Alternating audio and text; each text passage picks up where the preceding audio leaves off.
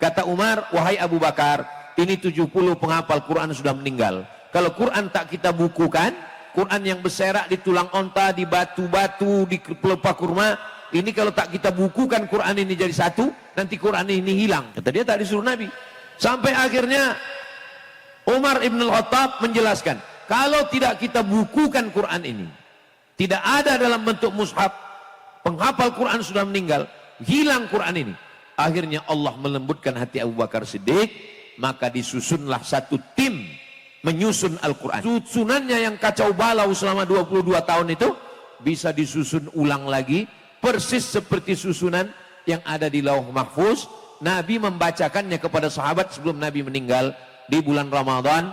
Nabi menghatamkannya kepada sahabat, sahabat mendengar, dan saat Nabi meninggal sahabat sudah menghafal Quran 22 tahun, 2 bulan, 22 hari. Susunnya disusun balik oleh Nabi sesuai dengan susunan yang ada di Lauh Mahfuz, yang ada di tangan kita sekarang.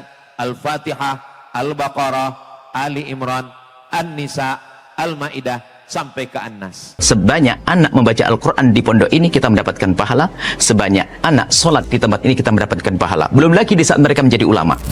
Harapan kami, pesantren terus berkembang, dan husnudzon kami akan berkembang.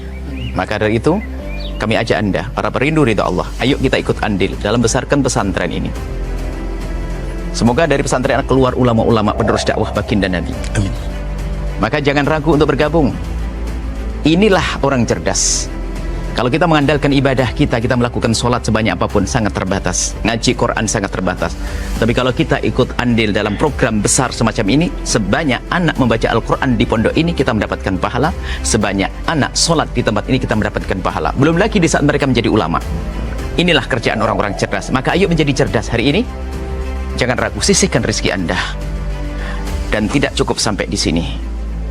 Ajak orang lain. Kapan Anda mengajak orang lain, Anda mendapatkan pahala biarpun orang itu belum mengikuti ajakan Anda. Ajak sebanyak-banyaknya. Dan di saat Anda mengajak, jangan meremehkan. Mungkin kelihatan orang itu tidak, seolah-olah tidak akan membantu. Ajak saja. Silahkan sisihkan rezeki Anda langsung ke Pesantren Nurul Azhar Bank Syariah Indonesia, nomor rekening 147-666-6666 atas nama Yayasan Tabung Wakaf Umat. Dan jika terbuka hati Anda lalu Anda berderma, jangan ragu, sertakan kode transfer 01 di akhir nominal transfer dan atau konfirmasi ke nomor 0852 6541 6060. Itu adalah nomor admin yayasan. Dan setelah itu, setelah Anda berderma, puji syukur, bersyukurlah kepada Allah karena Allah telah memilih Anda untuk bisa berjuang. Nuhibbukum fillah. Assalamualaikum warahmatullahi wabarakatuh.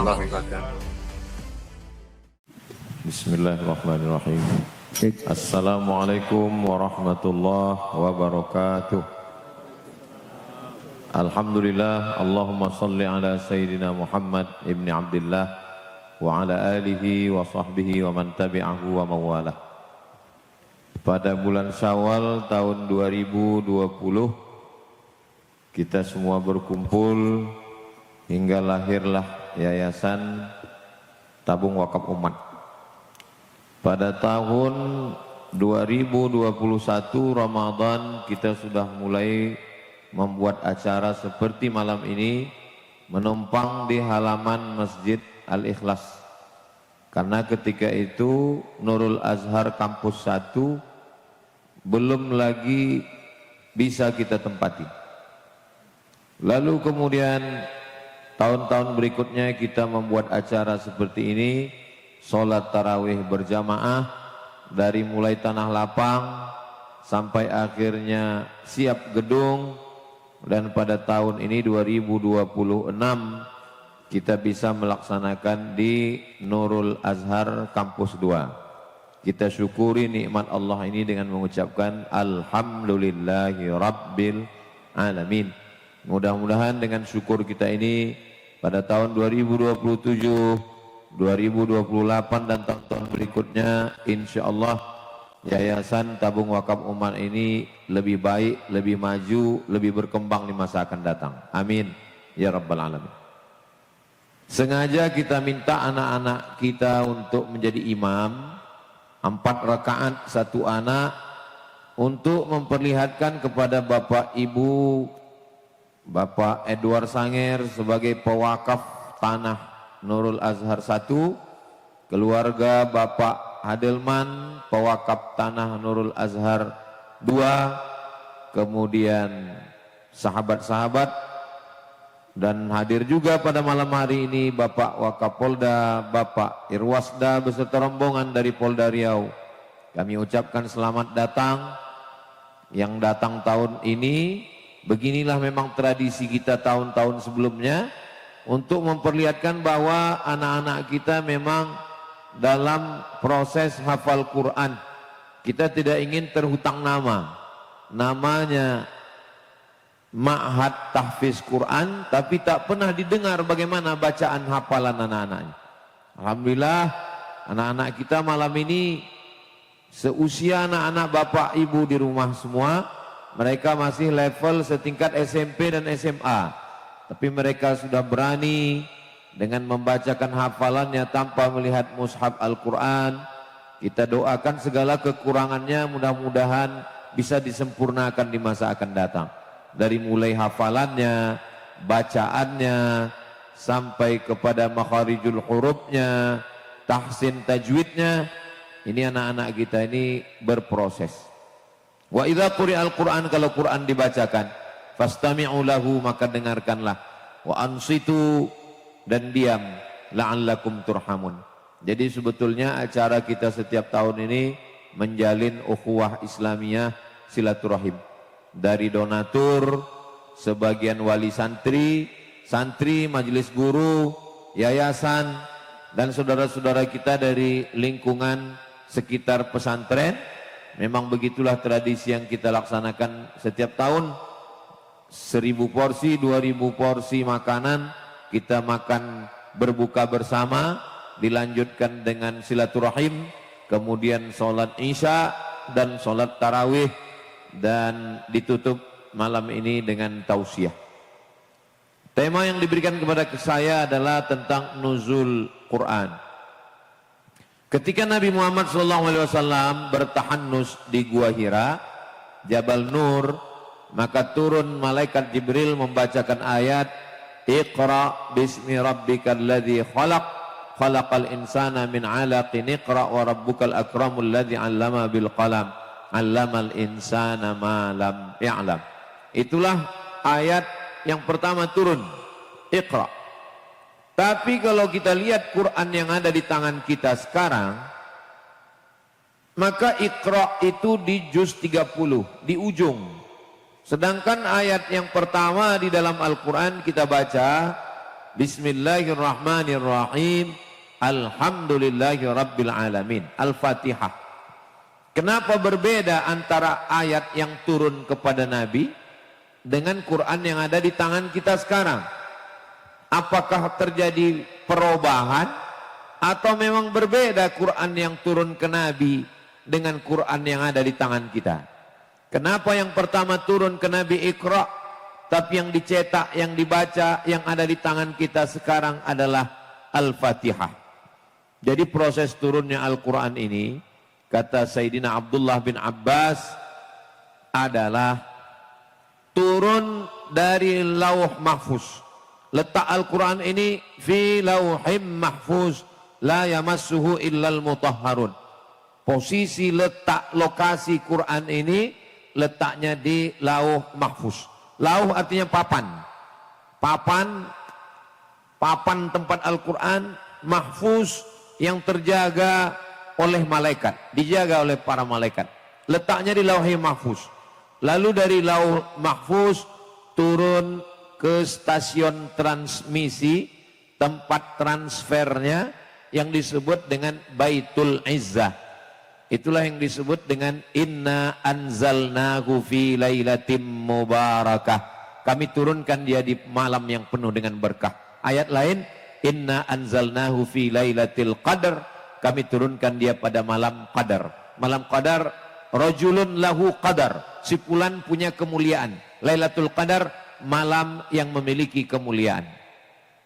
Makanya dalam Al-Quran ada dua bentuk. Yang pertama, Inna anzalna. Yang kedua, Inna nahnu nazzalna.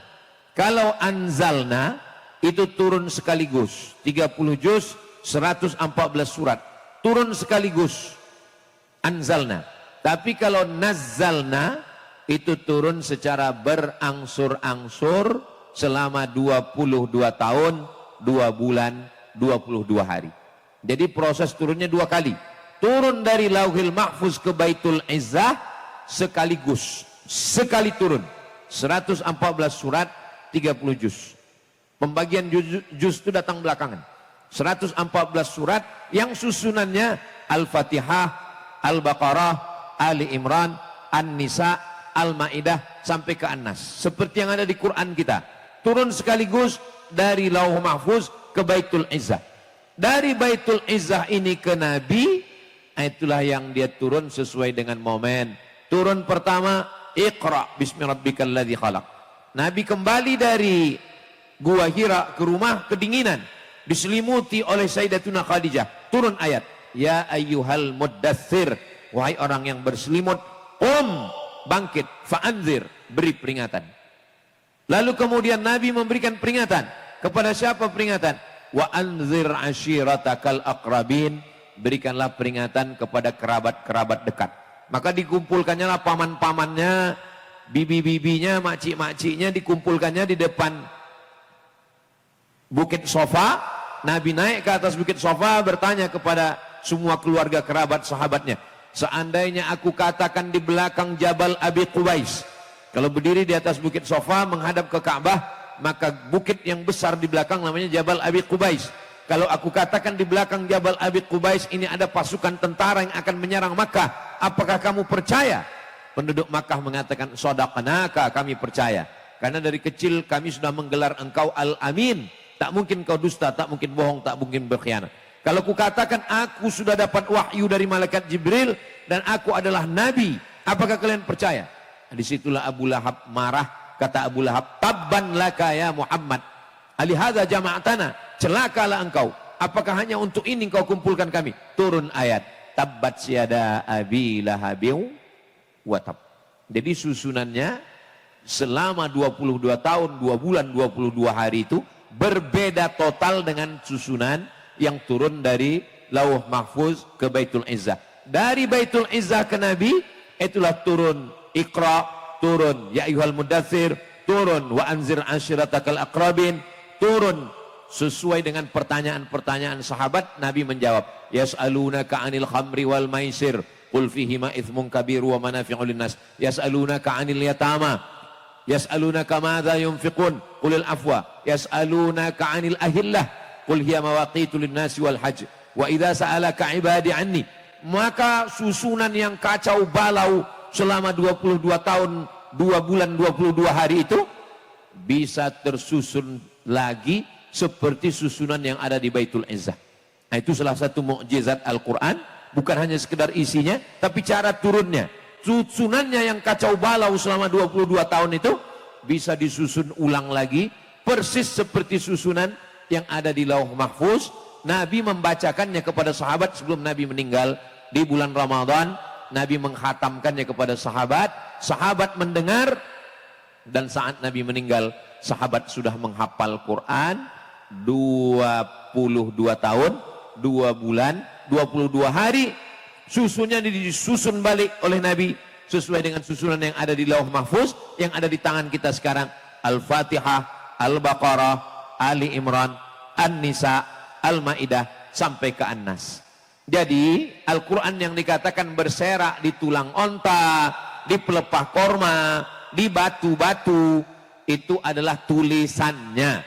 Adapun Al-Quran dalam bentuk hafalan sudah ada di kepala para sahabat Nabi Muhammad sallallahu alaihi wasallam. Lalu kemudian pada masa pemerintahan Abu Bakar Siddiq, meninggal Nabi Muhammad, naik Abu Bakar Siddiq.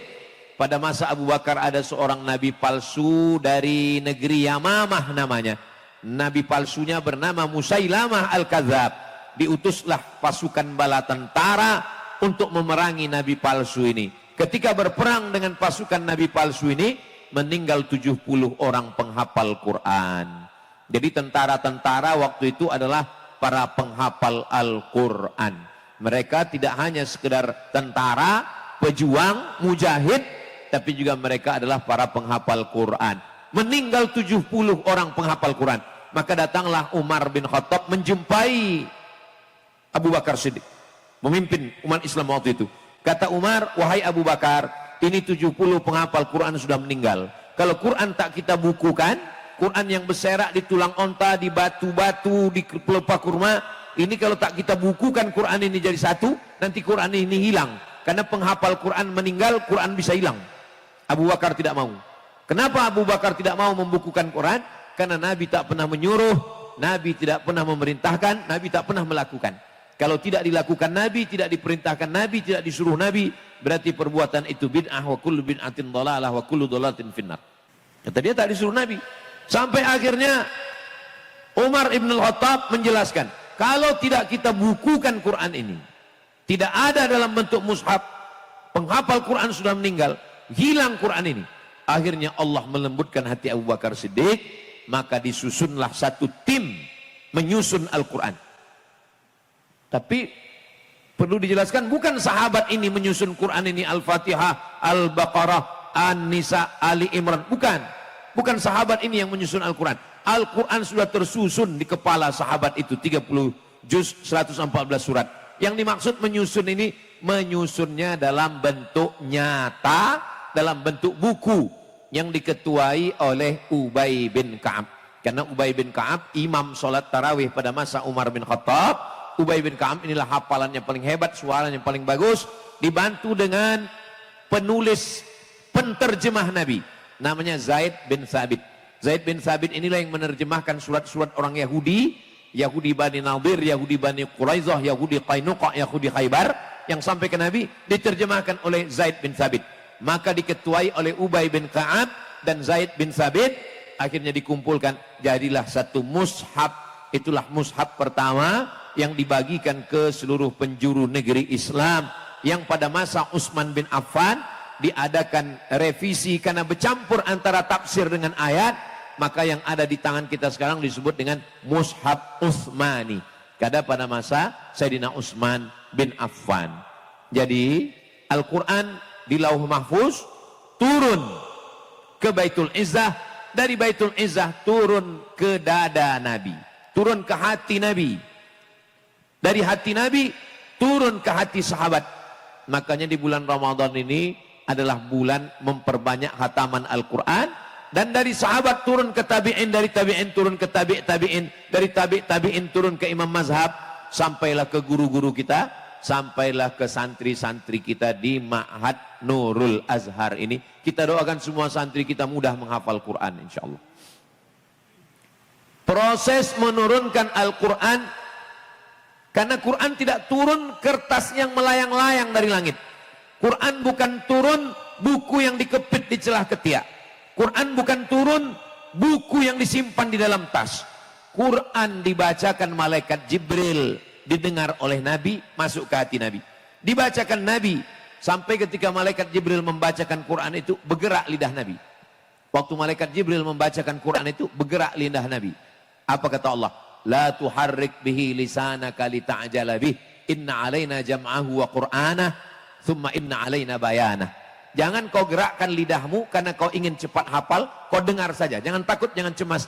Inna alaina jam'ahu, kami yang akan mengumpulkan Quran itu, wa qur'anah, wa qira'atahu, kami yang akan membacakannya kepadamu. Begitu juga kalau ada anak-anak kita ingin cepat hafal sampai dia terburu-buru, maka ayat itu teguran untuk dia, la tuharrik bihi lisanaka lita'jala bih, inna alaina jam'ahu wa qur'anah. Lalu dari lisan Nabi kepada sahabat, dari sahabat ke tabi'in, sampailah ke anak-anak kita sekarang.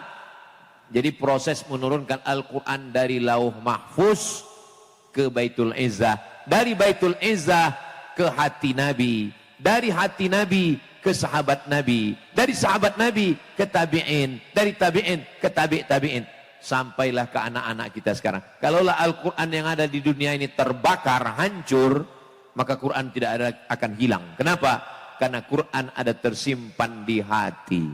Jadi proses the golden age, golden emas, age usia emas anak-anak kita ini, usia SMP, usia SMA, memang dia disibukkan dengan Al-Quran, setelah dia menghafal Quran, 3 tahun di Ma'had Nurul Azhar menghafal Quran, usia SMP.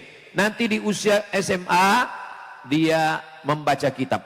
Tahun keempat, kelima, keenam, supaya dia tidak hanya sekedar hafal Quran, tapi bisa baca kitab tafsir Imam Abu Ja'far Ibnu Jarir At-Tabari, bisa membaca tafsir Imam Ibnu Katsir, tafsir Al-Quranil Azim Imam Abul Fida Ismail Ibnu Katsir, bisa membaca tafsir Al-Kabir Mafatihul Ghaib, sehingga dia paham isinya, dan membaca akidah, Aqidatul Awam, Syara' Jalahul Afham, Al-Husunul Hamidiyah, Ad-Dasuqi ala Umil Barahin.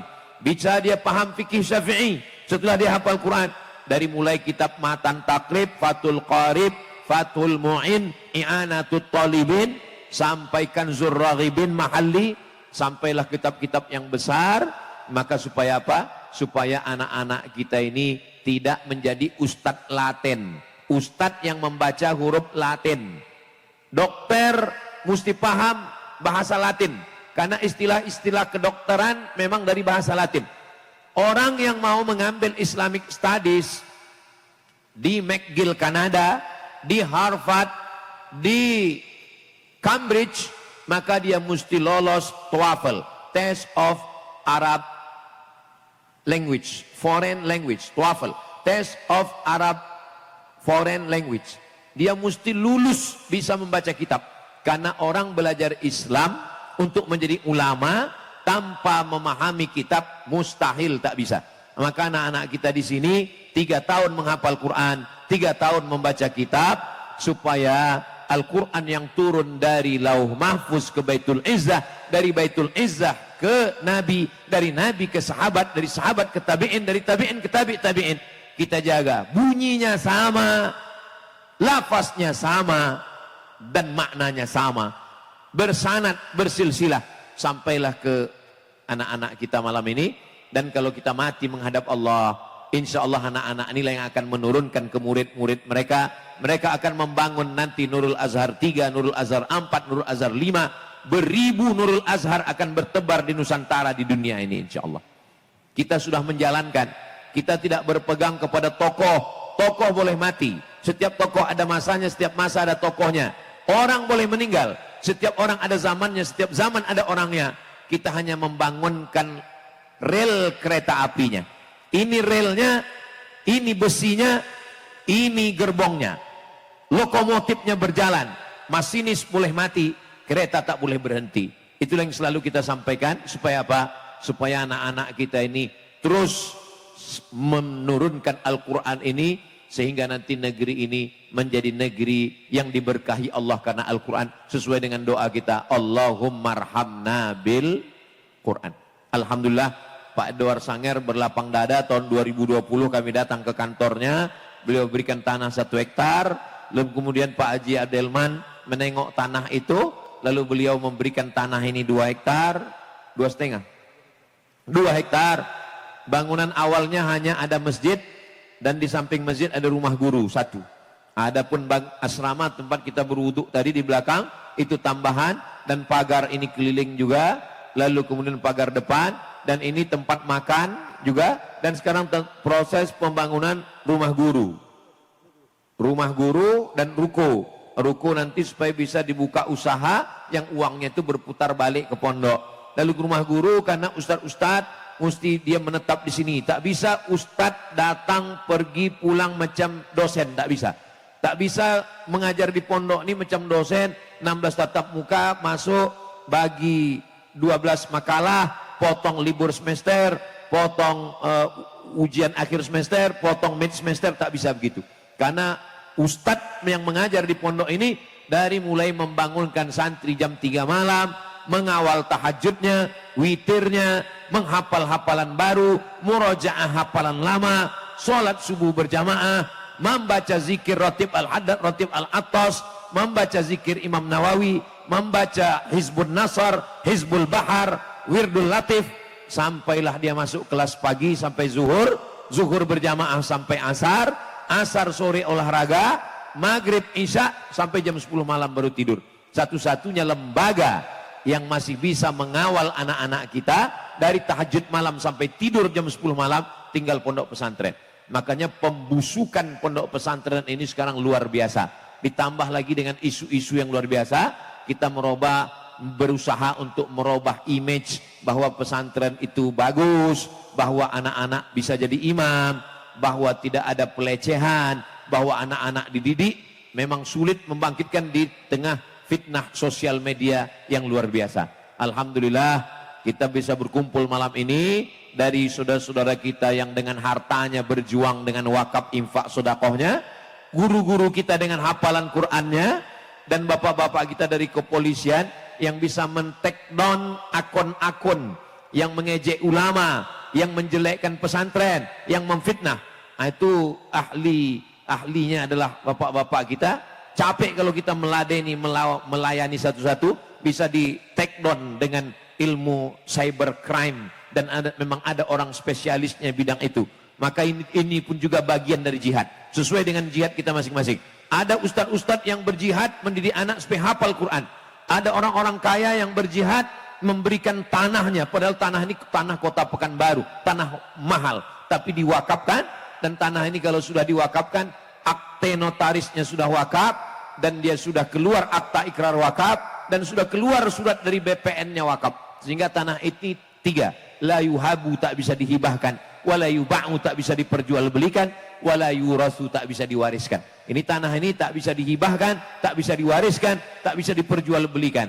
Kalau sampai terjadi, maka yang memperjualbelikan bisa ditangkap polisi. Polisinya sudah ada di sini, tinggal menangkap orangnya.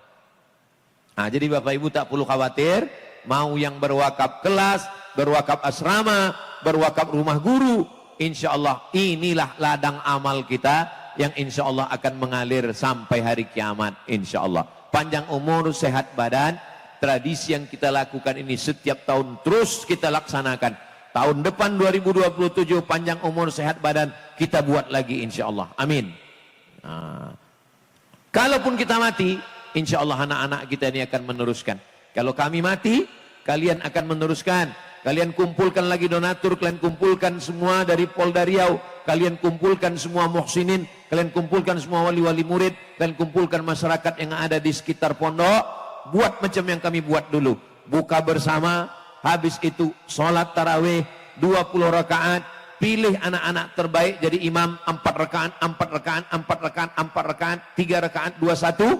Lalu setelah itu kita mengaji, mengulang kaji apa yang perlu diulang, dan menyampaikan dalam rangka watawasau bil haq, watawasau bis sabr. Mudah-mudahan apa yang kita lakukan ini tidak lain tidak bukan hanya ingin mencari ridha Allah Subhanahu wa taala. Sesuai dengan janji kita subuh tadi, raditu billahi rabba wa bil islami dina wa bi Muhammadin nabiyyan wa rasulah. Tadi kita mulai sholat jam 8. Jam 9.30 baru selesai 23 rakaat. 1 jam setengah. Bagi orang yang biasa 20 rakaat ini biasa. Tapi yang biasa sholat efisiensi 8 rakaat ini terasa panjang. Tapi sebetulnya yang sebetul-betul 20 rakaat, yang sebetul-betul tarawih yang dilaksanakan oleh Sayyidina Umar Ibnul Khattab ketika dikumpulkannya imam-imam yang pada masa itu satu tumpuk di sini, setumpuk di sini, setumpuk di sini. Datang Umar bin Khattab, dikumpulkannya satu imam, nama imamnya Ubay bin Ka'ab, dan dibacakan malam itu 1 juz. Itulah kenapa pembagian Quran itu 1 juz itu 20 halaman. Kalau kita hitung Al-Quran yang ada di sekarang itu 1 juz itu 20 halaman. Dari mana datang 20 halaman itu? Karena 1 halaman itu 1 rakaat. Sehingga 20 halaman 20 rakaat. Nah, insya Allah tahun depan kita buat insya Allah. Gimana, setuju? Jadi bunyinya tak setuju. Itulah asal kenapa 1 juz itu 20 lembar, 20 halaman, 10 lembar, karena satu halaman itu 1 rakaat, sehingga mereka menghatamkannya. Lalu pada masa pemerintahan Umar bin Abdul Aziz, pada masa Imam Malik bin Anas, maka rakaat tarawih ditambah menjadi 36 rakaat, dengan witir 3 menjadi 39. Jadi kalau dia 1 juz 20 rakaat. Tapi kalau bacaannya pendek ditambah menjadi 36 rakaat. Jadi sebetulnya kita tadi itu mestinya 36 karena bacaannya pendek. Nah, tapi karena Ustadz Al-Nob bilang 20 aja, itu maka 20. Dia sebagai ketua yayasan. Pada masa pemerintahan Umar bin Abdul Aziz, Imam Malik bin Anas, mazhab Maliki menambah rakaat tarawih menjadi 36. Kenapa 36? Karena bacaannya satu rakaat tak sampai satu juz, pendek. Maka kata Syekh Atiyah Sokor dalam Fatwa Al-Azhar, tarawih ini 2. Kalau ayatnya pendek, rakaatnya banyak. Kalau ayatnya panjang, rakaatnya sedikit. Kalau satu halaman satu rakaat, maka 20 supaya dapat satu juz. Tapi kalau tak sampai satu halaman, maka 36 rakaat. Ditambah witir 3, 39 rakaat. Nah, masyarakat kita ini cerdas, dikombinasikannya, dua-duanya dapat. Ayatnya pendek, rakaatnya sedikit. Tapi ibu yang dimuliakan Allah SWT, saya perlu ceritakan ini, karena berganti musim, berganti zaman, berganti orang, berganti generasi, orang lupa cerita aslinya tarawih. Nah, maka kita ceritakan cerita asli turunnya Al-Quran, cerita aslinya tarawih dan witir, cerita aslinya berkumpul di malam-malam bulan Ramadan.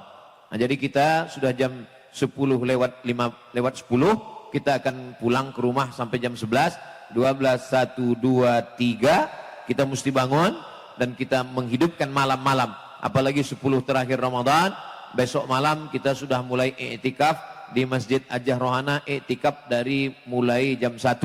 Jam 1 ke jam 2 itu tahsin, jam 2 ke jam 3 itu sholat tahajud, jam 3 ke jam 4 tadabbur surat dari Amma Yatasa'alun sampai ke bawah, jam 4 ke jam 4.15 zikir dan doa, jam 4.15 ke jam 5 makan sahur, jam 5 sholat subuh, sampai jam 6 mengkaji kitab Riyadhus Shalihin, ustadz-ustadz yang lain bebas, lalu kemudian dari jam 6 ke jam 7 tanya jawab. Jadi kita usahakan paling tidak satu malam kita i'tikaf selama 7 jam. Dari jam 1, 2, 3, 4, 5, 6, 7. Duduk-duduk santai-santai, habis itu baru kembali. Yang aslinya i'tikaf ini 24 jam kali 10. Karena Nabi i'tikaf itu masuk petang tanggal 20, masuk 21, keluarnya 30 petang. Jadi kalau besok sore itu maghrib besok sudah masuk 21, karena besok 20, maghrib besok 21, masuk 21, keluarnya nanti pas 30 Ramadan atau 29 Ramadan. Nah, itulah yang sebenar-benar i'tikaf. Nah, adapun i'tikaf yang kita lakukan ini, itu namanya i'tikaf efisiensi juga. Nah, bukan i'tikaf full, tapi jadilah. Karena menurut mazhab Syafi'i, lama sikit dari ruku itu sudah dianggap i'tikaf. Jadi kalau ruku itu subhana rabbiyal azimi wa bihamdi, subhana rabbiyal azimi wa bihamdi, subhana rabbiyal azimi wa bihamdi, maka lama sikit dari ruku sudah dianggap i'tikaf. Adapun kalau ada ustadz yang mengatakan i'tikaf mesti 24 jam, menggabungkan siang dan malam, siang malam puasa, baru disebut i'tikaf. Itu mazhab Maliki. Mazhab Maliki agak berat. Masuknya petang maghrib, menggabungkan malam dengan siang, dan mesti dalam keadaan puasa. Itulah baru i'tikaf. Alhamdulillah mazhab kita mazhab Syafi'i. Ringan mazhab Syafi'i dalam bidang i'tikaf ini. Lama sikit dari ruku sudah dianggap i'tikaf. Mudah-mudahan kita bisa i'tikaf.